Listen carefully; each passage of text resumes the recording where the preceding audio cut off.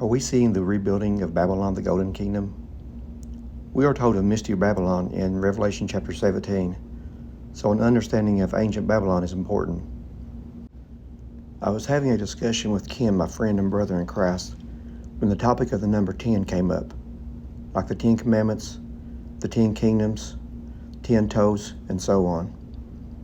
I highly recommend you study Daniel's chapter 2 and 3, Revelation 17, Mount Sinai and the giving of the law, as well as the golden calf incident.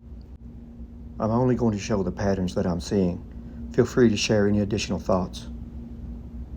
In Daniel chapter 2, God's people have been taken captive in Babylon. King Nebuchadnezzar has a dream of an image standing before him. Its head is gold, breast and arms of silver, belly and thigh of brass, his legs of iron, and feet of iron and clay. This represented the kingdoms to come. After Babylon, we have Middle Persia, Greece, Rome, and the feet and toes that are struck by the stone representing Christ's kingdom. When President Trump took office, one of the first things he did was to pursue mineral deals. This image is made up of various minerals. To run artificial intelligence, or AI, you need a lot of minerals. They said whoever wins the AI race will control the world. Moving on to Daniel chapter 3, it appears Nebuchadnezzar didn't want another kingdom to replace the golden kingdom of Babylon. So he set up a golden image representing the Babylonian kingdom would never end. He called for all the rulers to come to a dedication ceremony for the image and to worship the image at the sound of music. If you don't worship at the image, you'll be cast into a fiery furnace. It's interesting that music is mentioned several times, and music is a form of frequency. I keep hearing people say that Trump might run for another term if possible. He just might not want anyone to take his place, kind of like Nebuchadnezzar wanted the golden kingdom to last forever. Babylon was located in the east, which means gate of the gods. Trump just happens to be building a ballroom on the east wing of the White House. He also has plans for an arch to be built as a gateway to D.C. Could Trump represent or embody the characteristics of all the ancient rulers? He has been referred to as Nebuchadnezzar, Cyrus, Alexander the Great, and Caesar.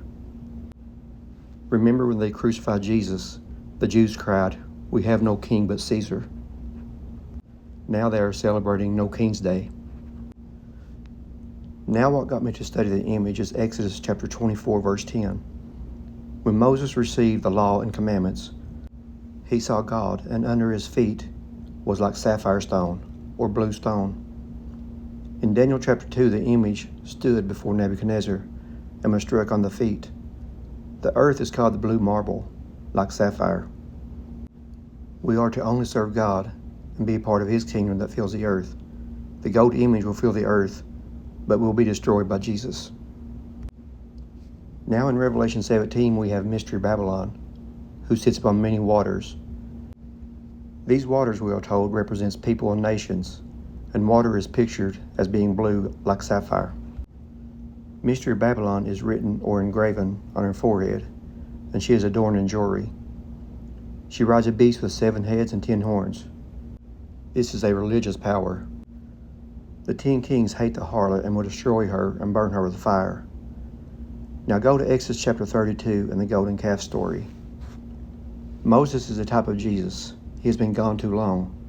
So the people take jewelry and take a graving tool and make a golden calf, a golden image. They worship it like Nebuchadnezzar's image. When Moses returned, he destroyed the image. He burned it with fire and ground it to powder and cast it into the water.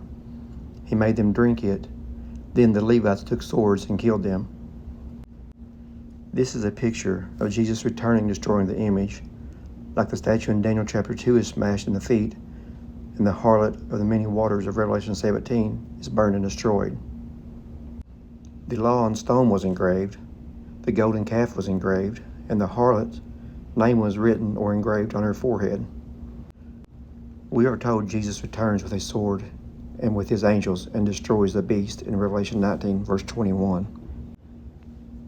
In John chapter 14, verse 3, Jesus says he goes to prepare a place for us and will come again and receive us. In Exodus 25, we have a description of the tabernacle and an offering or dedication ceremony. This is where God would dwell with Israel after delivering them from Egypt, kind of like when Christ returns and delivers us. If you notice, Mystery Babylon and the golden calf are fashioned with many of the same items: gold, jewelry, purple and scarlet.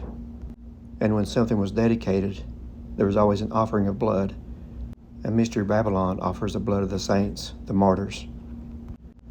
It all comes down to mankind becoming impatient and building their own dwelling for God instead of waiting on Him to return and tabernacle with us. One of the goals of the Christian nationalism and the New Apostolic Reformation, the NAR, is dominion theology and the Seven Mountain Mandate. They want to transform society and the government to prepare a way for Christ's return, thus ushering in the Golden Age. Unfortunately, they will be ushering in, preparing the way for the Antichrist. I know this is a very deep and long study. There's a lot more to be unveiled. Just take your time, study each story, and see if you can find some more patterns. God bless.